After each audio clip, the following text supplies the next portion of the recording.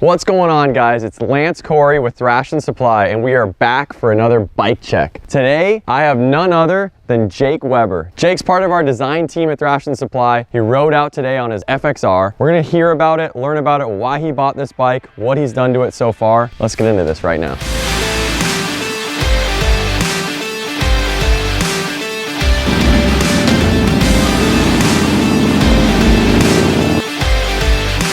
So this is my 1993 FXR Convertible. Are you born in that year? So I wanted a 92. I found a 93 and close enough. So I had a 2008 Super Glide and I loved it. It was a great first bike. Had it for like 4 or 5 years. Rode it to Sturgis 1 year with you. Great bike, reliable. But yeah, I rode your FXR and I just fell in love instantly. Even though I knew I wasn't gonna go straight to doing a 111 and anything crazy like that, there's just something about the way that they handle that is just hard to explain and the way they feel. You said something, you said even though it's not a 111, I believe it's the stock 80. Yep. Stock 80 inch, and that also brings me around, and one of the things that I think we both like about FXRs is like leaving them traditional, kind of stock, and running with a lot of the aesthetics that were from the early 90s, but then you've spruced it up a little bit. Tell us a little bit about what you've done to this bike, you know, how you've gotten it to here. I definitely like the stock-ish look. When I picked it up, it had the original convertible bags, convertible windshield, turn signals. It was the older guy's bike, kept all that stuff. Sometimes I'll run the convertible stuff. Kind of trimmed it down a little bit. It had some big old funky ape hanger bars on there. So definitely first thing I had to do was get rid of those bars. Went with the Thrashin 6-inch straight with a 1-inch spacer and a high bend bar. Kind of an interesting setup. On my Dyna, I had a little bit higher of a setup, 9.5 pullback with the mid bend bar, but I wanted that kind of stock-ish look, more just straight out. With the FXRs, the frame's a little shorter, the wheelbase is a little bit shorter, so you can get away with having a straight riser. I'm about 5'11", so this setup's super comfy for me. FXRs aren't a dime a dozen. It took you a while to get, and you didn't just get this thing from California. I was always the guy that was like, I would never buy anything sight unseen, out of state. I gotta see it, gotta ride it. So I was looking for a while, and this one popped up, and I just pulled the trigger, and wasn't in a super big rush, so I just went with the most well-known shipping company, and I read some reviews that said it might take a while, but ultimately I pulled the trigger on it and had it shipped out from New Hampshire. It's a little humid over there. It's a little crusty. California bikes are known for being a little cleaner. You know, I could tell from the pictures. An older gentleman owned bike, so I knew it wasn't beaten on too bad, and the guy that I got it from was super cool, so I felt comfortable, and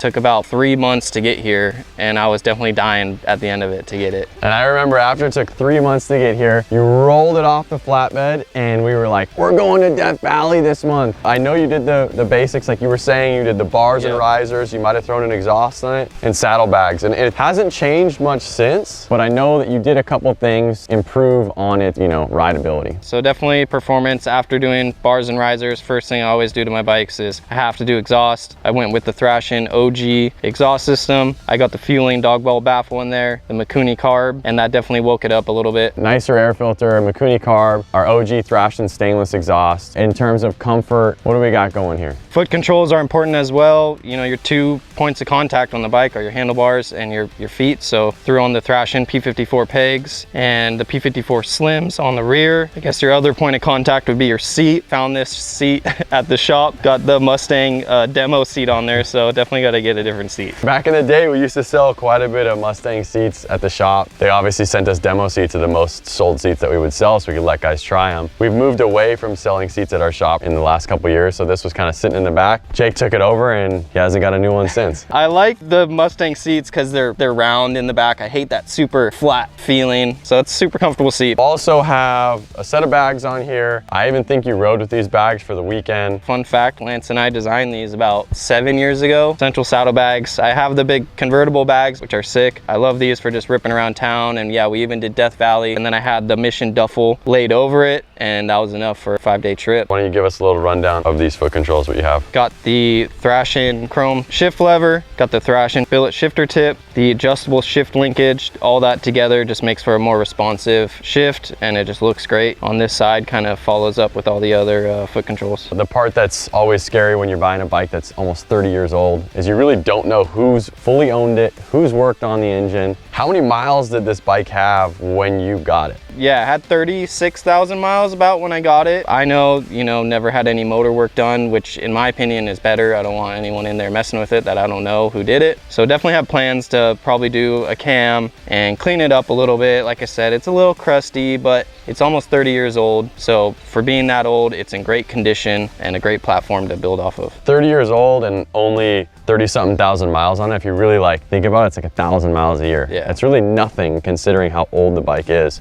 I noticed that you still have the stock belt on there, and I've seen you do wheelies on this bike before. Obviously it's still holding up. You know, you try and be somewhat gentle on it, but at the same time, they're meant to be ridden. So get out there and just have fun on it. So you said they're meant to be ridden. Let's go hit the road, get some glory shots of this thing cruising down the back roads. Let's see you ride. Let's get it.